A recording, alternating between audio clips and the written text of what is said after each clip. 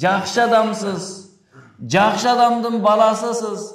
Эми сиз туурасында жакшы эле ой кылабыз. Мурдагы Кыргызстандын президенттери Аскар Акаевден баштап бүт бардыгын чогултуп, бул тарыхта кала турган күндөрдүн бирөөсү. Бирок ушундай күндөрдө билесизби? Ушундай күндөрдө кээ бир адамдарга жакат. Кээ бир адамдар жөн эле туруп элдин атынан сүйлөй берет. Эл чечет, эл сүйлөйт муну, эл кылат деп элечи. Президент эшей эле турат.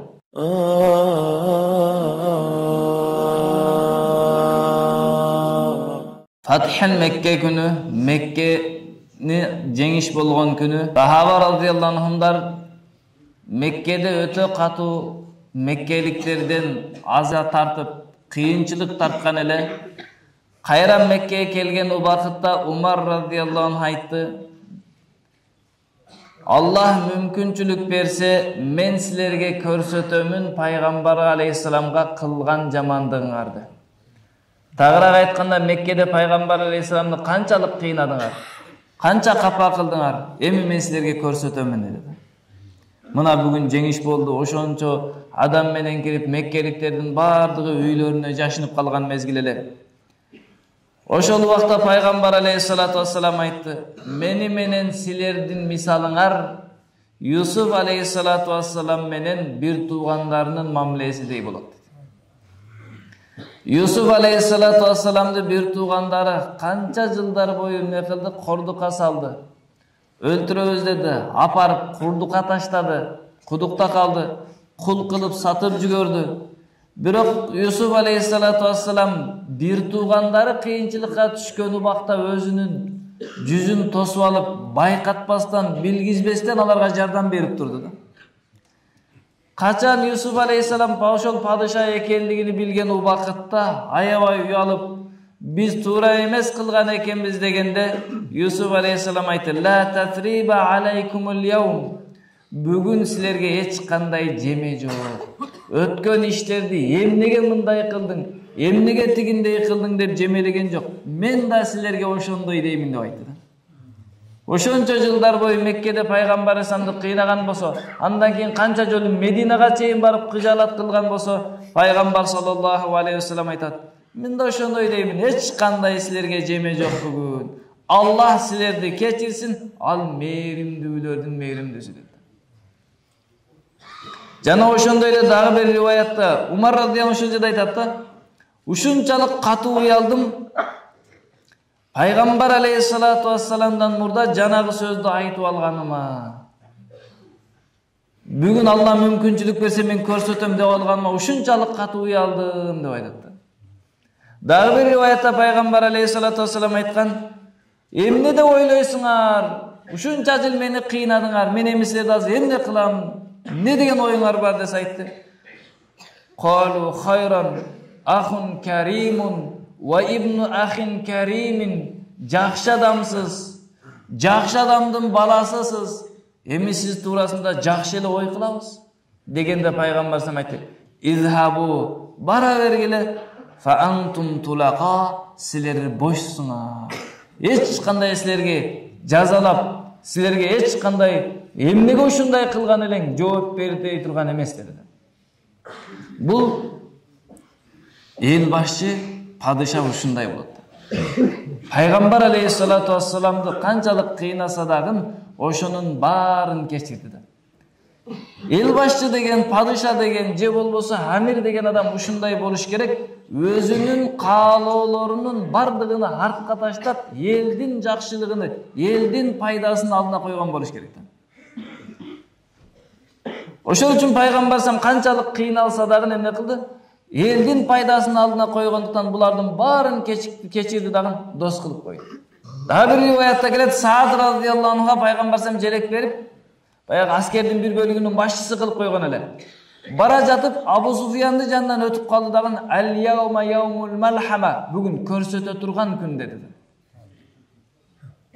Абу Суфьян Пайгамбар алейхиссалату вассаламга келип калды: "Ey Аллахтын элчиси, siz bugün ушинтип айттыңызбы? Ал-яума яумул мархама, bugün өч ала турган, көрсөтө турган күн бу. Allah менен суранамын, анта абаррун нас, siz адамдардын эң жакшысысыз. Ва аусалун нас, адамдардын ичинен эң жаман бузулган мамилелерди оңдой турган сизсиз.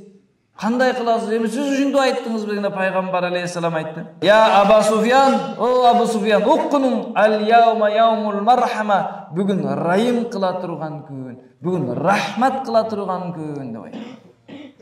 Ошончолук коркуп тургандардын бардыгы көңүлү көтөрүлө түштү.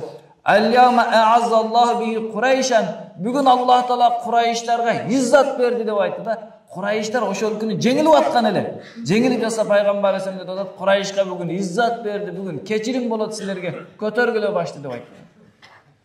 Чыныгы падыша, чыныгы эл башчы мына ушундай мамиле жасайт өзүнүн элине. Ошол үчүн урматтуу бир туугандар, кече дагы өзүңүздөр жаңылыктардан көрдүңүздөр.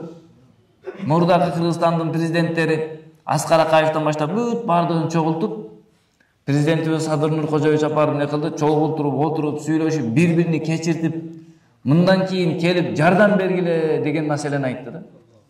Бул кылган мамиле бар го, бул эрдик мамиле. Бул пайгамбарлардын атынан келаткан бир көрүнгөн адам жасай албай турган, ар бир адам жасай албай турган иш да болчу.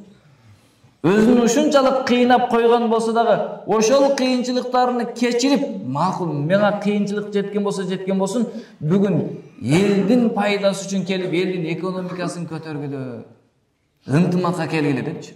Бул тарыхта кала турган күндөрдүн бирөөсү. Бирок ушундай күндөрдө билесизби? Ушундай күндөрдө кээ бир адамдарга жакпайт. Элдешкени, ынтымакта жүргөнү, биримдикке келгени кээ бир адамдарга жакпайт. Ошол жакпагандар кыйкырып чыгат.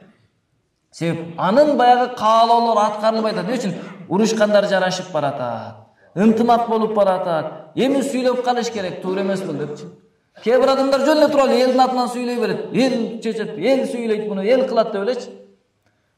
Президент дешей эле го. Ушу биздин атыбыздан сен кыл, сен жаса, биз сага ишенебиз депчи. Ошол үчүн урматтуу бир туугандар, мына ушундай учурларда мисалы бир адам бир жакшы иш кылдыбы? Жакшы иш кылган убакта сөзсүз каршылар айтылат. Каршылар сөз сүйлөгөндө коркпош керек. Эмнеге? Себеби сиз жакшы иш кылып атасыз. Корко турган жериңиз жок. Жаман иш кылгандар ошолор коркуш керек. Бөлгөндөр элди жаргандар, башка туура эмес ой пикирде жүргөндөр ошолор коркуш керек. Ошол үчүн мусулмандардын сыфаты ушундай болуш керек. Кайсы жерде күчү жетип турса, өч алуу өзүнүн пайдасын эмес, балки элдин пайдасы үчүн бириктиргендин пикирин ойлош керек экен.